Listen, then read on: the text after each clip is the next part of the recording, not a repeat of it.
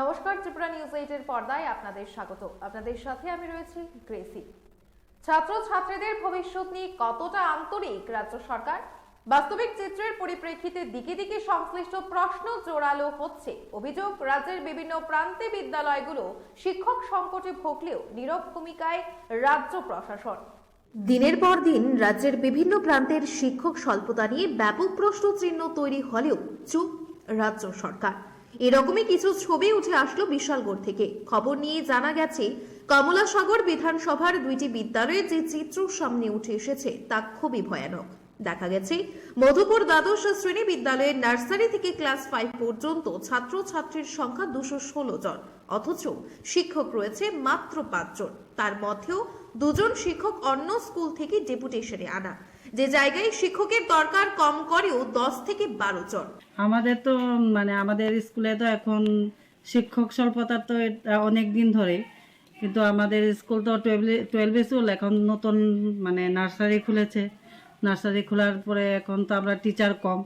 এমনিতে আমরা এখন 5 জন টিচার, 5 জনের মধ্যে 2 জন হলো ডেপুটেশনে আনা শিক্ষক স্বল্পতার জন্য। আর আমাদের এমনিতে ক্লাস যদি ঠিক করে করতে চাই তাহলে 10-12 জন টিচারের দরকার, কিন্তু এখন টিচার শর্টের জন্য আমাদের খুবই অসুবিধে হচ্ছে। আমরা এটা জানিয়েছি, অফিসারকেও জানিয়েছি। এটা এখন তারা কোন সময় কি করবে এটা তো আমরা বলতে পারি না। যদি আমরা শিক্ষক পাই তাহলে আমরা খুব ভালো হবে। এখন কতজন আছে আপনাদের স্কুল? এখন টিচার আছে 5 জন। 5 জনের মধ্যে 2 জন ডেপুটেশনে আনা, আর স্টুডেন্ট 216 জন। অন্যদিকে পশ্চিম গোকুলনগর উচ্চ বিদ্যালয়ে গিয়ে দেখা গেছে, ষষ্ঠ থেকে 10ম শ্রেণী পর্যন্ত ছাত্রছাত্রীর সংখ্যা 75 জন হলেও শিক্ষক শিক্ষিকা রয়েছে মাত্র 5 জন। ফলে চাকরি শেষে অবসর নেওয়া ভূগোলের শিক্ষক রবিশঙ্কর দেব এবং বাংলার শিক্ষিকা শাশ্বতী ভট্টাচার্যকে দেখা গেছে নিয়মিত বিদ্যালয়ে আসতে। এই চিত্রটা এখন সারা রাজ্যেরই। তাই যতদিন পর্যন্ত বিদ্যালয়ে নতুন শিক্ষক না আসছে ততদিন পর্যন্ত তারা এভাবেই শিক্ষকতা চালিয়ে যাবেন বলে জানান রাজ্যের শিক্ষামন্ত্রী। সারা রাজ্যের এই শিক্ষক স্বল্পতার সমস্যা সমাধানে কতটা ইতিবাচক তা আর বোঝার বাকি নেই কারোরই। এমন অবস্থায় শিশুদের ভবিষ্যৎ নিয়ে চিন্তিত অভিভাবকরা। খুব শীঘ্রই শিক্ষক নিয়োগ চাইছে এলাকাবাসী। শুধু এই স্কুলে নয়, রাজ্যের বিভিন্ন স্কুলেই একই চিত্র বলে খবর। শুনলাম আপনারা ম্যাডাম এবং আপনি দুজনেই পেনশনে চলে গেছেন, তা সত্ত্বেও আপনারা কেন স্কুলে? শিক্ষক স্বল্পতা। আমি জিওগ্রাফি পড়াতাম ক্লাস 9-10-এর। জিওগ্রাফির টিচার এখানে নেই। আমাদের একজন শিক্ষক বলল, স্যার আপনি আসুন না, ওরা তো করতেছে, পারতেছে না ওইগুলি করতে। আমি ওইগুলি তাদের একটু বুঝিয়ে দেওয়ার জন্য আসি আর কি। আপনি নিজের উদ্যোগে এবং আমি নিজের উদ্যোগে, কোনো বিনা পারিশ্রমিকে? আমিও ঠিক তেমনি। ম্যাম, আপনার নামটা? আমার নাম শাশ্বতী ভট্টাচার্য। আমি গত মাসে রিটায়ারমেন্টে গেলাম, সেপ্টেম্বরে 30 সেপ্টেম্বর। কিন্তু স্কুলকে ভালোবাসি। দীর্ঘ বছর ধরে আমি স্কুলে চাকরি করছি, প্রায় 34 বছর। স্টুডেন্টদের দেখলাম এত টিচারের স্বল্পতা, ক্লাস করা তাদের পক্ষে অসম্ভব। তখন মনে করলাম যে ভালোবাসাটাই রেখে যায়, যতদিন পর টিচার না আসে স্কুলে আমরা আসবো, এটাই কথা। শিক্ষক 5 জন আছে মাত্র। কারণ স্টুডেন্ট হয়তো কম, তোমরা হয়তো ভাবতেছো, কিন্তু প্রত্যেকে তো ক্লাসে যেতে হয়। একটা করে ক্লাস 4 ঘন্টা একসঙ্গে করা কিন্তু কোন টিচারের পক্ষে অসম্ভব। আমাদের কিন্তু তাদেরকে ঠিকভাবেই পড়াইতে হইতেছে, কিন্তু তা আমাদের পক্ষে একটু অসম্ভব। তার লেগে শিক্ষক স্বল্পতা, কোনো ক্লাস হয় কোনো ক্লাস না, তার বাধ্য হয়েছি আমরা।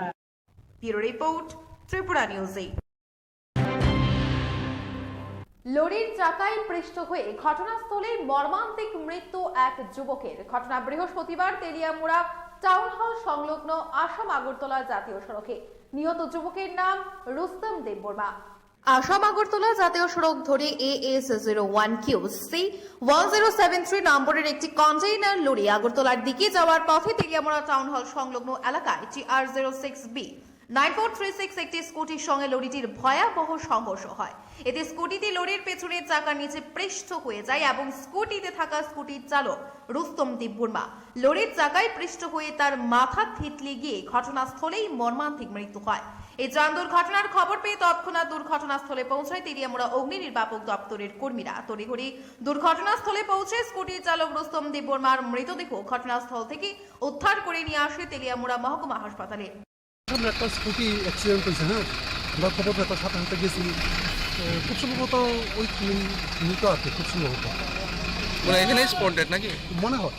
আচ্ছা, আপনারা হেলমেট আছে না, হেলমেটটা একদম ভেঙে গেছে, আর ওইখানে মাথা ওই মজক ওইগুলো রাস্তার মধ্যে একদম সিটটা করে রয়েছে। ওই হিসাবে খুব সম্ভবত ওইখানে কিছু তো আমরা পাইছি না। স্কুটিটা আমি ছবি নিয়ে এসেছি, স্কুটিটার নাম্বার TR06B9436। এই ঘটনার খবর পেয়ে মৃতের পরিবারের লোকজনেরাও ছুটে আসে তেলিয়ামুড়া মহকুমা হাসপাতালে এবং কান্নায় ভেঙে পড়ে। তেলিয়ামুড়ায় এই মর্মান্তিক ঘটনাকে কেন্দ্র করে জনমনে ব্যাপক চাঞ্চল্য ছড়িয়েছে। পেশেন্টের সাইড করে নাম হলো রুস্তম দেববর্মা, বাবার নাম হলো বিনয় দেববর্মা, বাড়ি বাড়ির লোকটা তো কেউ আইসে না হসপিটালে, ফায়ার সার্ভিস নিয়ে এসে তারা না এখানে গেছে। কিভাবে কি হয়েছে? এটা রোড ট্রাফিক অ্যাক্সিডেন্ট হয়েছে। তো বাড়ি থানাতে খবর দেওয়া হয়েছে, আর গাড়ির মধ্যে হয়েছে না না কতক্ষণ আগে হয়েছে ঘটনা? এটা প্রায় আধা ঘন্টা থেকে এটা মানে বড় গাড়ি হয়তো মাথার উপর দিয়ে গেছে। হেলমেট আছিল, তারপরে সে কি বাইকে ছিল কিছু জানা গেছে? কোন জায়গায় হয়েছে কিছু জানবেন কি? এটা জানা গেছে প্রায় 12টার দিকে টাউনের সামনে, তেলিয়ামুড়া টাউনের সামনে একটা অ্যাক্সিডেন্ট হয়েছে। একটা কন্টেনার গাড়ি যেটা ছিল আগরতলার দিকে, আর একটা স্কুটি, একটা ছেলে নাম রুস্তম দেববর্মা, বয়স 22 বছর। তো হ্যাঁ, ওভারটেক করতে গিয়ে ওভারটেক করতে পারছে না, মাঝে একটা উল্টা দিকে একটা ম্যাক্স আসার কারণে সে কন্ট্রোল না করতে না পারে সে কন্টেনার গাড়ির পিছনের চাকার ভিতরে ঢুকে গেছে। মাথার উপর দিয়ে পিছনের চাকা গাড়ি কন্টেনার গাড়ি যাওয়ার কারণে তার মাথা একদম চেতলা গেছে এবং ঘটনাস্থলে মৃত্যু হয়েছে। Bureau report, Tripura news 8। গোপন সংবাদের ভিত্তিতে গাঁজা পাচারের সময় আগরত্না রেল পুলিশের হাতে আটক কুমার পাল নামে এক ব্যক্তি। তার কাছ থেকে 319 কেজি গাঁজা উদ্ধার করে।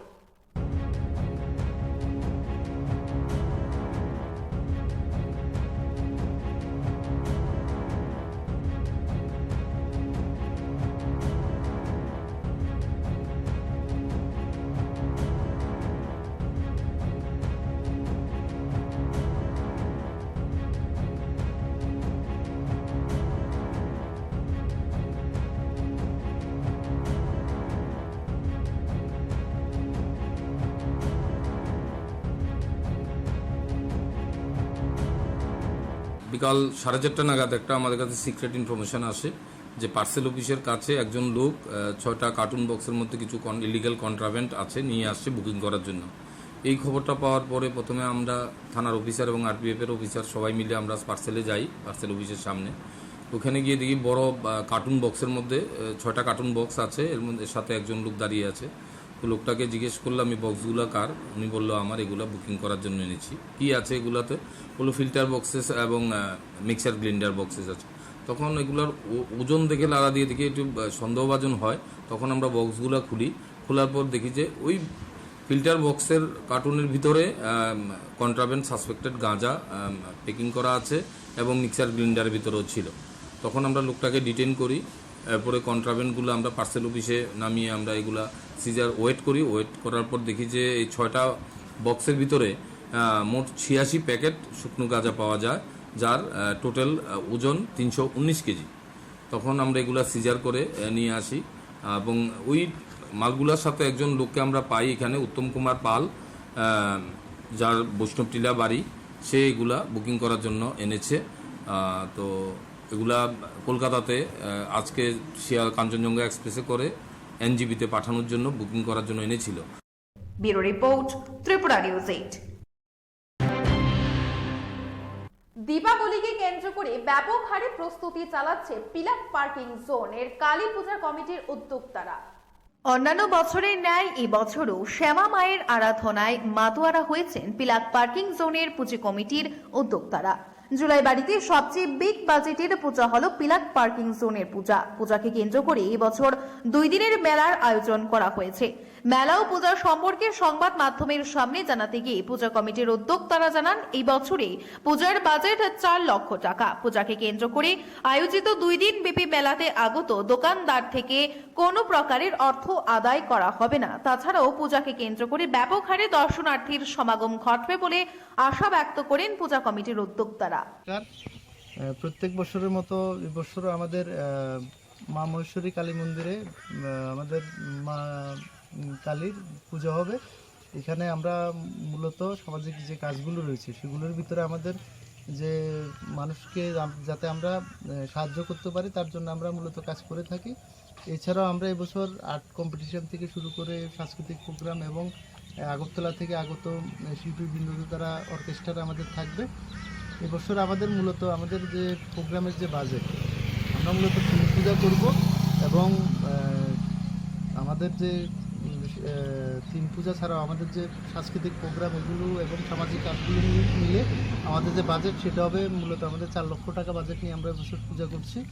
এবং আমরা এবছর আমরা বিশেষ করে আমাদের যে এখানে যারা ব্যবসায়ীবৃন্দ যারা আসবেন আমাদের এই 2 দিন ব্যাপী দীপাবলি উৎসব মেলাতে মা মহেশ্বরী কালী মন্দির পিলাক পার্কিং জোনের এখানে তত্ত্বাবধানে যে হবে আমাদের মেলা হবে।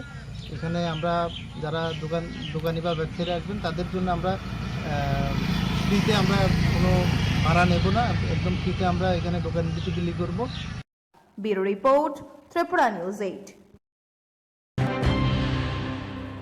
বিশ্ব হিন্দু পরিষদের উদ্যোগে চরগণকে নিজস্ব জেলা কার্যালয়ে বুধবার দুপুরে বিশিষ্ট সমাজসেবী শ্যামল দে বিশ্ব হিন্দু পরিষদকে 4টি সেলাই মেশিন প্রদান করেন। এদিন এই কার্যক্রমে উপস্থিত ছিলেন বিশ্ব হিন্দু পরিষদের ত্রিপুরা উপপ্রান্তের সম্পাদক শঙ্কর রায়, বিশ্ব হিন্দু পরিষদের ত্রিপুরা উপপ্রান্তের সেবা প্রমুখ অমরেশ যাদব, বজরং দলীয় ত্রিপুরা উপপ্রান্তের সহ সংযোজক সত্যজিৎ রায়, বিশ্ব হিন্দু পরিষদ খোয়াই জেলার সম্পাদক বিজয় গোপ, বিজেপি খোয়াই মন্ডলের সভাপতি সুব্রত মজুমদার সহ অন্যান্যরা। এদিন প্রথমেই আনুষ্ঠানিকভাবে প্রদীপ প্রজ্বলনের মাধ্যমে বিশিষ্ট সমাজসেবী শ্যামল দের দ্বারা প্রদান করা 4টি সেলাই মেশিনকে চন্দন ও দূর্বা দিয়ে বরণ করে নেন নেতৃত্বরা। উল্লেখ থাকে সমাজসেবী শ্যামল দেব বরাবরই বিভিন্ন সামাজিক কর্মসূচি জারি রেখেছেন খোয়াইতে। আমাদের খোয়াই বিশ্ব হিন্দু পরিষদ গত 2 বছর ধরে বিশেষ করে বিভিন্ন সেবামূলক কাজে তারা অগ্রগতি দেখিয়েছে এবং তারা এর আগে আমাদের চিকিৎসার ব্যবস্থা করেছেন এখানে হোমিওপ্যাথিক এবং চোখের, সেটা একটা বড় কাজ। আর আজকে সেলাই মেশিনের মাধ্যমে আমাদের এখানে মা বোনদের আত্মনির্ভর করার জন্য যে এখানে প্রশিক্ষণের ব্যবস্থা করা হয়েছে। আমি আশা করি এখানে সবাই উপকৃত হবে এবং আগামী দিন আমাদের কয়েক যারা মানব সেবা করতে চায় তাদের কাছে আমার অনুরোধ থাকবে যাতে বিশ্ব হিন্দু পরিষদের মাধ্যমে তারা যে কোনো ব্যাপারে মানব সেবা যেন অগ্রসর হয়ে আসে। Bureau report, Tripura news 8। আকাশ ছোঁয়া মূল্য বৃদ্ধি, বিদ্যুৎ মাশুল বৃদ্ধি, অনৈতিক সম্পদ কর সহ বেশ কিছু দাবি নিয়ে শহরে বিক্ষোভ মিছিল করল সদর জেলা কংগ্রেস।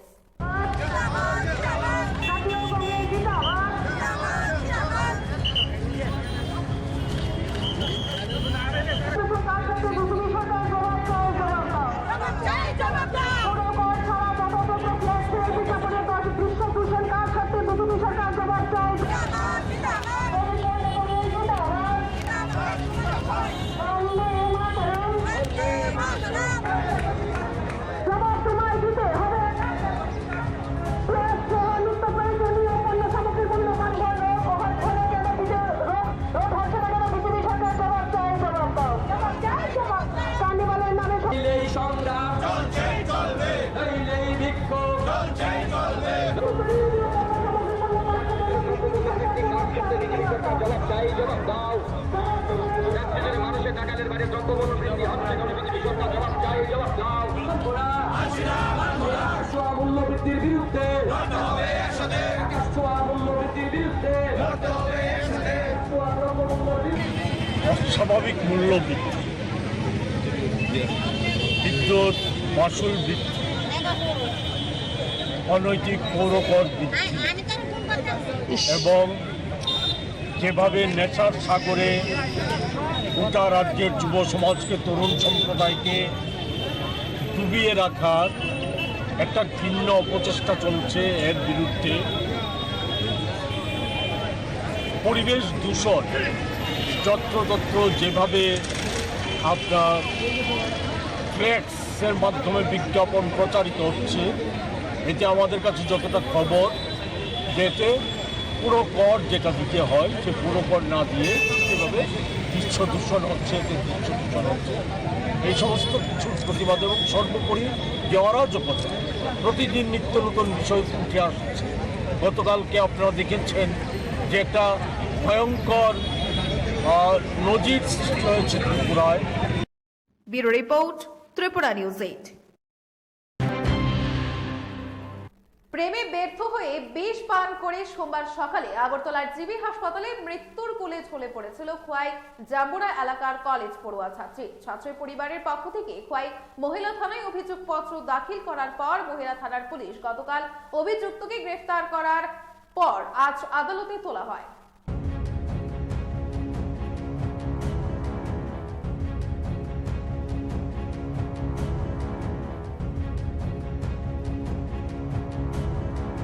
কেস হচ্ছে উমেন পিএস কেস নাম্বার 31/2023, আর ডেটটা হচ্ছে 7/11/2023, আর case was registered under section 417-376-306। আজকে মাননীয় আদালত judicial magistrate first class Rina মেদামের কোর্টে একজন আসামি পেশ করা হয়েছে। ওনার নাম হচ্ছে সৌরভ দেব, বয়স হচ্ছে 25। ওনার বিরুদ্ধে অভিযোগ হচ্ছে উনি একজন দশরথদেব মেমোরিয়াল কলেজের একটা মহিলার সাথে ওনার লাভ অ্যাফেয়ার ছিল। লাভ অ্যাফেয়ার করার পর বিভিন্ন জায়গাতে ওনাদের ফিজিক্যাল রিলেশনশিপ হয় in the assurance of marriage, কিন্তু পরবর্তীকালে কি হয়, উনি বিয়ের প্রস্তাবটা ডিনাই করে দেয়। ডিনাই করার কারণে উনি ডিপ্রেস হয়ে যায়। ডিপ্রেসে উনি বাধ্য হয় সুসাইড করতে। উনি কনজিউম করেছেন 6/11/2023-এ, আর উনি মারা যান 7/11/2023 এজিএমসি এবং জিবিপি হসপিটালে।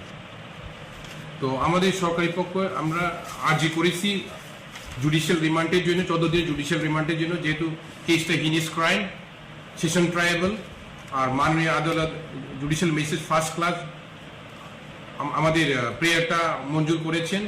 আর নেক্সট ডেট রাখা হয়েছে 22 তারিখ, এই মাসের 22 তারিখ 2023। Bureau report, Tripura news 8। Bishalgarh বাজারে আগরতলা সাবরুম জাতীয় সড়ক অবরোধ করল বাজার ব্যবসায়ীরা। স্থানীয় নেতৃত্বদের হুমকির শিকার ব্যবসায়ীরা। বিশালগড় বাজার প্রতিষ্ঠা হওয়ার পর এই সর্বপ্রথম বিশালগড় বাজার ব্যবসায়ীরা স্থানীয় নেতৃত্বদের হাতে হুমকির মুখে পড়তে হয়েছে ব্যবসায়ীদের ব্যবসা প্রতিষ্ঠান বাঁচাতে। এমনটি ঘটনা ঘটল বৃহস্পতিবার দুপুরে বিশালগড় বাজারে। জানা যায়, বিশালগড় পৌর পরিষদ ও পূর্ত দপ্তর উদ্যোগে বিশালগড় মধ্য বাজারের সমস্ত ডিভাইডার ভেঙে নতুনভাবে তৈরি করার পরিকল্পনা গ্রহণ করেছেন, কিন্তু এই ডিভাইডারগুলি ভেঙে দেওয়ার পর রাস্তায় দীর্ঘ 4 দিন যাবৎ এই ভাঙা ডিভাইডারের অংশ রাস্তার উপর পড়ে থাকে, আর তার উপর দিয়ে গাড়ি চলাচলের ফলে প্রচুর পরিমাণে ধুলাবালি সমস্ত ব্যবসা প্রতিষ্ঠানে প্রবেশ করতে থাকে। এমনকি ব্যবসায়ীরা তাদের এই ব্যবসা প্রতিষ্ঠান চালানোর মতো কোনো পরিস্থিতি না থাকায় অবশেষে পৌর পরিষদ এবং পূর্ত দপ্তর এমনকি এলাকার বিধায়ককে জানানোর পরও কোনো কাজ না হওয়ায় বাধ্য হয়ে বাজার ব্যবসায়ীরা সড়ক অবরোধ করে বসেন।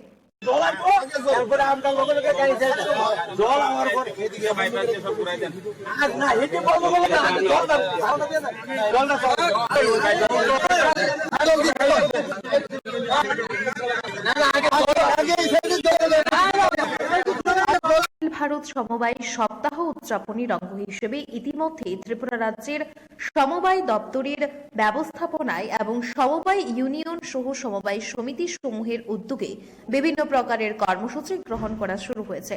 এই কর্মসূচির অঙ্গ হিসেবে আজ এক সারা জাগানো রক্তদান শিবির আয়োজিত হয়। রাজধানীর প্যালেস কম্পাউন্ডে অবস্থিত সমবায় দপ্তরে আয়োজিত এই রক্তদান শিবিরে উদ্বোধক তথা প্রধান অতিথি হিসেবে উপস্থিত ছিলেন রাজ্যের সমবায় দপ্তরের মন্ত্রী শুক্লাচরণ নোয়াতিয়া। মন্ত্রী শ্রী শুক্লাচরণ নোয়াতিয়া গোটা রক্তদান শিবির চত্বর ঘুরে দেখে রক্তদাতাদের উৎসাহিত করেন এবং উদ্যোক্তাদের প্রশংসিত করেন। নিজ প্রতিক্রিয়ায় মন্ত্রী স্পষ্ট ভাষায় দাবি করেন, যেভাবে রাজ্যের মুখ্যমন্ত্রী প্রফেসর ডক্টর মানিক সাহার আহ্বানে সাড়া দিয়ে গোটা রাজ্যের মানুষ বিভিন্নভাবে বিভিন্ন উদ্যোগের মধ্য দিয়ে রক্তদানে সামিল হচ্ছেন, তা এক কথায় অভূতপূর্ব।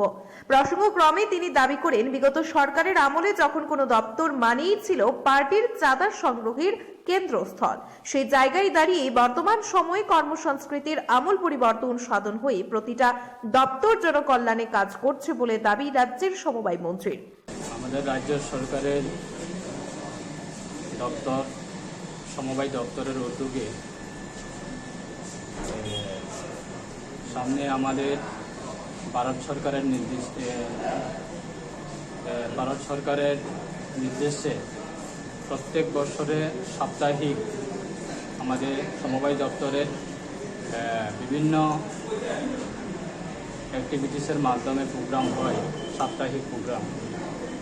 এই প্রোগ্রামটা কেন্দ্র করে আজকে আমাদের সমবায় দপ্তরের অফিসে এবং সমবায় দপ্তরের উদ্যোগে রক্তদান শিবির আয়োজন করা হয়েছে। এই রক্তদান শিবিরে আমরা এসেছি, আমাদের আরসিএস সাহেব আছেন এবং আমার দাদা আছেন। আজকে এই সমবায় দপ্তরের যে উদ্যোগে রক্তদান শিবির করছে সেটা খুব অত্যন্ত গুরুত্বপূর্ণ এবং অত্যন্ত ধন্যবাদ জানাই যে আমাদের রাজ্যের মাননীয় মুখ্যমন্ত্রী জনকল্যাণ মুখ্যমন্ত্রী প্রফেসর ডক্টর মানিক সাহা মহোদয়ের বিভিন্ন সময়ে রাজ্যবাসীর উদ্দেশ্যে আবেদন করে থাকে যে আমাদের এই সরকার মানুষের জন্য কাজ করছে। এই মানুষের জন্য কাজ করছে বিভিন্ন মহলে এবং বিভিন্ন সম্প্রদায় বা বিভিন্ন সিটিজেনকে আমরা আবেদন করে থাকি যে আমাদের এই সরকারের সহযোগিতা করার জন্য। Bureau report, Tripura news 8।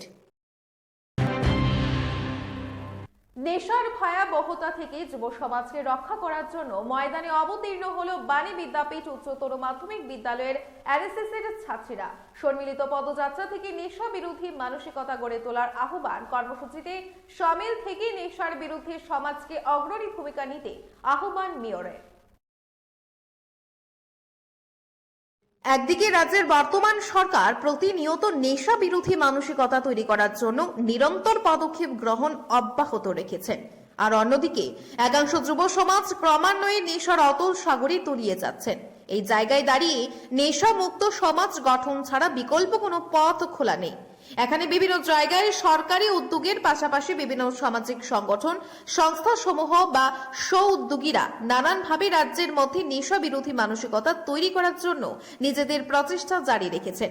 এরকমই এক প্রশংসনীয় উদ্যোগের অংশ হিসেবে রাজধানীর বাণী বিদ্যাপীঠ উচ্চতর মাধ্যমিক বিদ্যালয়ের এনএসএস এর স্বেচ্ছাসেবিকারা নেশা বিরোধী মানসিকতা তৈরি করার জন্য এক সচেতনতামূলক পদযাত্রা সংগঠিত করে।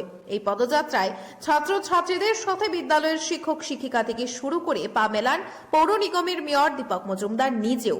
শ্রী মজুমদার সংশ্লিষ্ট বিষয়ে সংবাদ মাধ্যমের সামনে প্রতিক্রিয়া ব্যক্ত করতে গিয়ে গোটা রাজ্যের দিকে দিকে যেভাবে নেশার প্রবণতা বৃদ্ধি পাচ্ছে তা নিয়ে গভীর উদ্বেগ প্রকাশ করছেন এবং বাণী বিদ্যাপীঠ স্কুলের এনএসএস এর স্বেচ্ছাসেবিকাদের মতো করে সমস্ত অংশের সাধারণ মানুষ যাতে করে আগামী দিনে নেশা মোকাবেলায় অগ্রণী ভূমিকা গ্রহণ করে সেই আহ্বান রাখেন।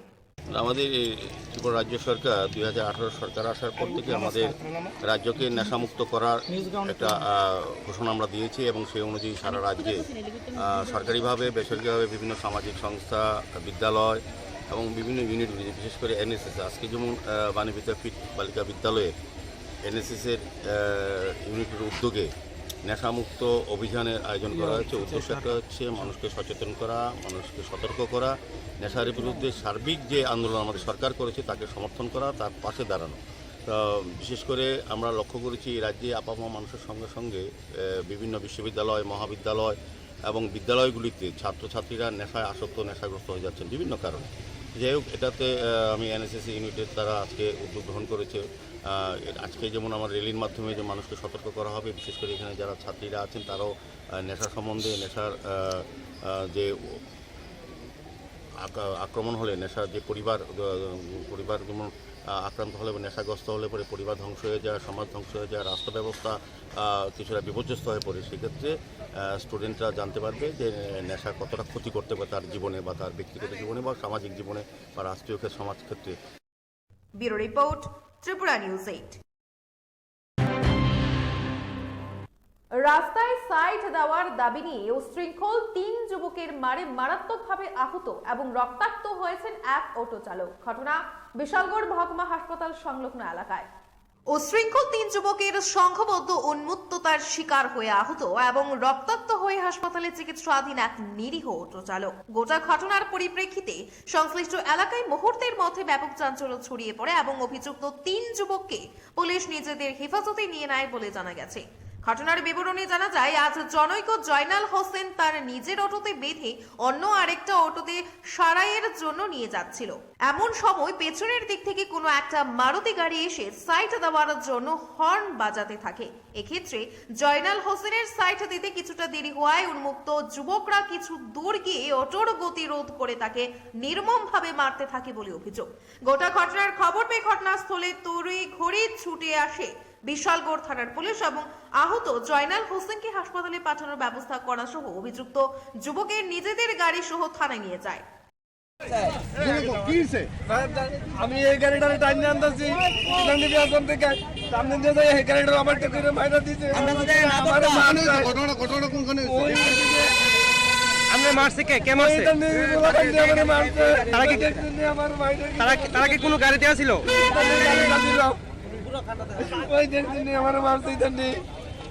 Bureau report, Tripura news 8। ডুকলি ব্লকের অন্তর্গত বিক্রমনগর গ্রাম পঞ্চায়েতে সংখ্যালঘুদের জন্য নির্ধারিত কবরস্থানে অনৈতিকভাবে কালী মন্দির গড়ে উঠছে বলে অভিযোগ একাংশের। গোটা ঘটনার প্রতিবাদ জানিয়ে সংঘবদ্ধভাবে এলাকাবাসীদের অভিযান ওয়াকফ বোর্ডে। বিগত 2017 সালের শেষ দিক থেকে ডুকলি আরডি ব্লকের অন্তর্গত বিক্রমনগর গ্রাম পঞ্চায়েতের নিয়ন্ত্রণাধীন মধ্য চাম্পামোড়া এলাকায় অবস্থিত কবরস্থান নিয়ে বিস্তর অভিযোগ সামনে আসতে শুরু হয়। এলাকাবাসী সূত্রে অভিযোগ, সংখ্যালঘুদের জন্য নির্ধারিত কবরস্থানে অনৈতিকভাবে কালী মন্দির গড়ে উঠছে, যা কোনোভাবেই তারা সমর্থন করতে পারছেন না। সংশ্লিষ্ট ঘটনার প্রতিবাদী জানিয়ে এবং কবরস্থানে নির্ধারিত জায়গায় যেতে কোনোভাবেই কালী মন্দির তৈরি না হয় সে ব্যাপারে প্রশাসনিক ব্যবস্থা কামনা করে ইতিপূর্বেও একাধিকবার সংশ্লিষ্ট এলাকাবাসীরা বিভিন্ন কর্তৃপক্ষের গোচরে বিষয়টা নিয়ে গিয়েছিলেন, কিন্তু স্থানীয়দের অভিযোগ হচ্ছে তাদের সমস্যা নিয়ে কোনো উদ্যোগ গ্রহণ করা হচ্ছে না। এই কারণে আজ সংশ্লিষ্ট এলাকাবাসীরা সংঘবদ্ধভাবে ওয়াকফ বোর্ডে গিয়ে ধর্ণা সংগঠিত করে। সমস্যা বলতে আমরা দীর্ঘদিন ধরে ওয়াকফ বলে যাইতেছি, তারপরে এটার মধ্যে একটা জবরদস্তি অবস্থান ওই কালী মন্দির করা হইল। তারপরে আমরা পঞ্চায়েত জানাইলাম, ওয়াকফ বোর্ড জানাইলাম, ডিএম জানাইলাম। জানানোর পরও তারা কোনো আমরা নির্দিষ্ট কোনো সুরাহা দিতে পারতেছে না যে এটা হইব কি হইতো না। আমরা হ্যারাসমানি বাড়াইতেছে, আজকে 2017 থেকে আমরা এর পেছনে দৌড়াদৌড়ি করতেছি। তো আমরা কাইন্ডলি চাইতেছি যে আমাদের কবরস্থানটা নির্দিষ্ট সীমানা ঠিক করে দেওয়া, একটা ঘর তুলে দেওয়া, বাউন্ডারি দেওয়া, হ্যাঁ, এটার একটা আমরা সেভ করে দেওয়া। এখান থেকে কবুলে গেছে আমরা দাবি না পূরণ হলে আমরা আগামী দিনে বৃহত্তর আন্দোলনে যাব। প্রয়োজনে ডিএম, এসডিএম, ব্লক আছে, আমরা সবখানে যাব। তাদের দাবি হচ্ছে কোনোভাবেই 100 বছরের পুরনো এই কবরস্থানকে বেদখল হতে তারা দিতে পারেন না। এ ব্যাপারে প্রয়োজনীয় ব্যবস্থা গ্রহণ না করা হলে আগামী দিনে এলাকাবাসীরা বৃহত্তর আঙ্গিকে পরবর্তী প্রতিবাদ কর্মসূচি তৈরি করার জন্য প্রস্তুত বলেও আজকে যারা গিয়েছিলেন তাদের তরফ থেকে দাবি করা হয়েছে। ডুগলি ব্লকের অন্তর্গত বিক্রমনগর পঞ্চায়েতে অধীনে একটা কবরস্থান সংখ্যালঘুদের, এটা আমাদের কবরস্থান। আমরা দীর্ঘদিন বলতে 100 বছরেরও পুরানো এটা।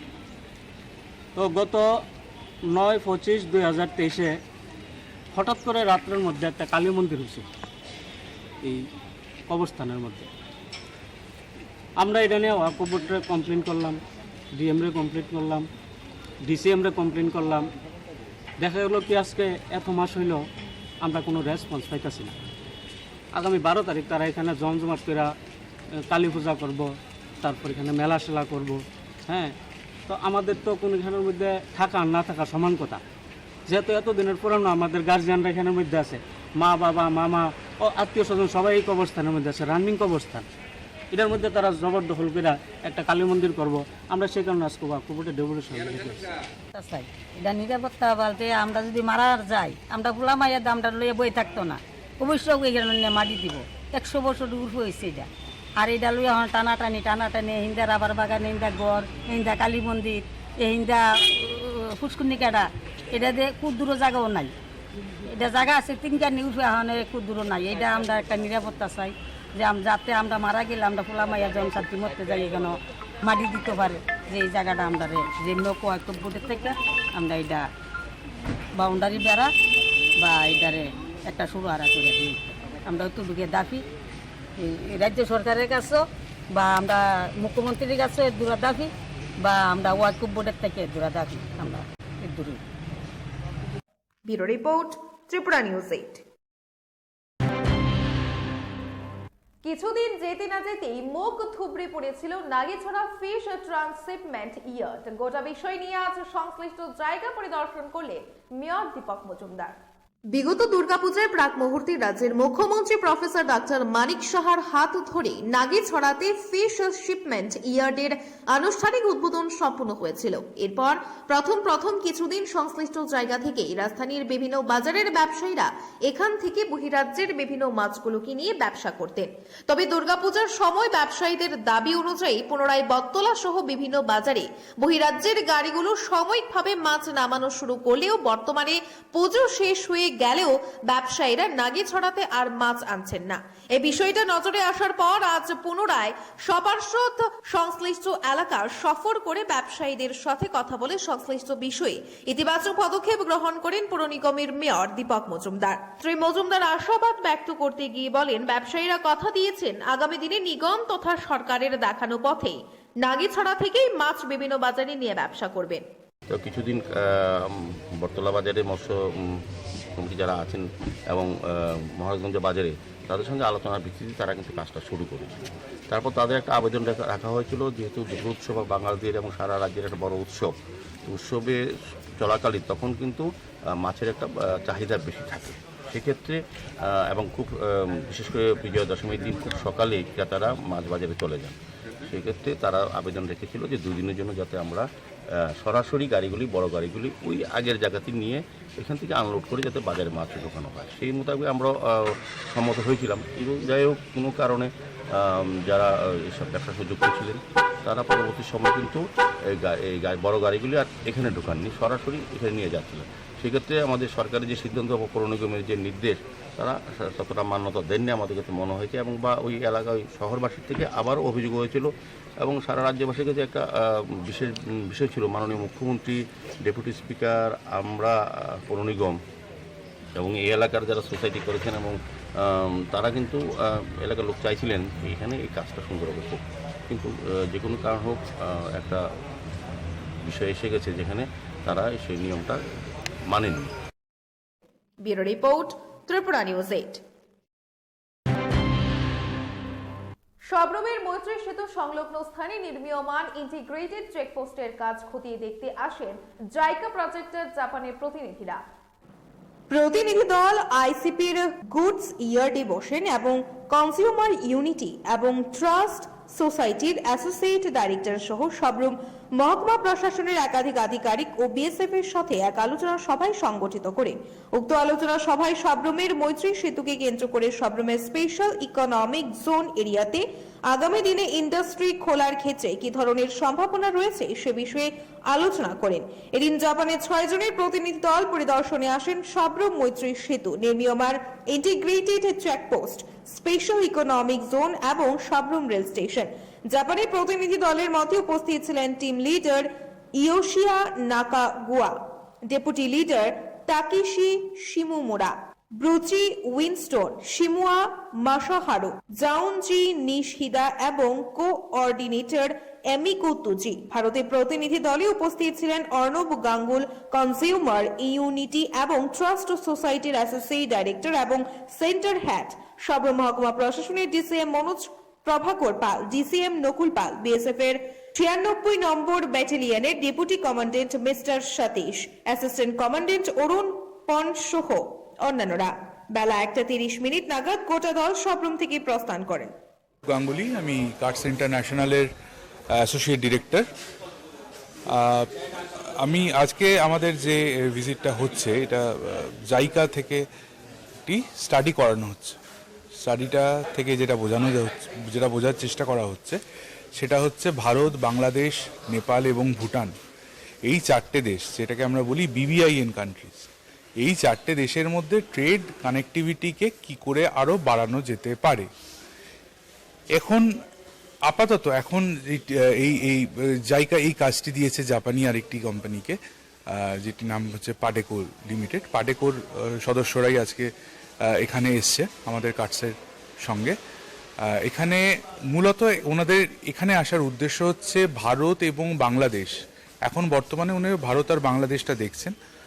সেখানে যেমন আমরা পেট্রাপোল বেনাপোল গেছিলাম, আমরা ICP আগরতলা গেছিলাম, আমরা এখানে সাবরুমে এলাম, বোঝার চেষ্টা করছি যে গ্রাসরুটে বর্তমানে লজিস্টিক্স এবং আমাদের ইনফ্রাস্ট্রাকচার এবং রেগুলেশন, এই ট্রেড রিলেটেড, সেটার কি অবস্থা, ইনফ্রাস্ট্রাকচারগুলিতে কতটা ডেভেলপমেন্ট হচ্ছে, যদি আটকে গিয়ে থাকে কোথায় আটকাচ্ছে, কেন আটকাচ্ছে। এই ওভারঅল স্টাডিটার উদ্দেশ্যই হচ্ছে যে এই বটলনেকগুলোকে আইডেন্টিফাই করা, এইগুলোকে চিহ্নিত করা এবং কি করে এই জিনিসগুলোকে আমরা আরও তাড়াতাড়ি করা যেতে পারে, আরও ভালো করে করা যেতে পারে, সেই বিষয়গুলি নিয়ে বোঝার চেষ্টা করা। তাহলে মূলত আমি আরেকবার বলি, সেটা হচ্ছে যে দুটো উদ্দেশ্য। এক হচ্ছে যে এখন বর্তমানে যে সিচুয়েশনটা সেটা কীরকম, যেটা বেস লাইন বলা হয়, বেস লাইন চিত্রটা কীরকম এবং এখান থেকে ডেভেলপমেন্টের আরও কী কী জায়গা তৈরি হতে পারে। JICA survey, JICA study of the Bangladesh and India, the logistic promotion, and I think the Bangladesh and India relationship is very key to promote the northeastern region, the economic development. So we are supporting the infrastructure development or the institutional setting development. So that's why we are project finding mission. We would like to identify some area to be supported from the Japanese government. That's why we are here. Sir, do you feel that there are any kind of opportunity to funding in that place? Yes, just we started our study, so we are now studying. So I cannot say anything right now, but the India and Bangladesh is growing, and we can find something to support something in this area. Except this, what sport you visit today in Sabah? Except today we will go to the Agartala ICP, and tomorrow we will go to the Akaura and the Gangasagar station. And yesterday we visited the new Agartala passenger terminal, international passenger terminal, which was opened 1 week ago. We are we also visited Jirania railway station. So we are very satisfying about the quality of the infrastructure, logistic infrastructure in Tripura. Bureau Report, Tripura News 8. এখনকার সংবাদ এখানেই শেষ করছি। পরবর্তী সংবাদ দেখতে চোখ রাখুন ত্রিপুরা নিউজ 8 এর পর্দায়। নমস্কার।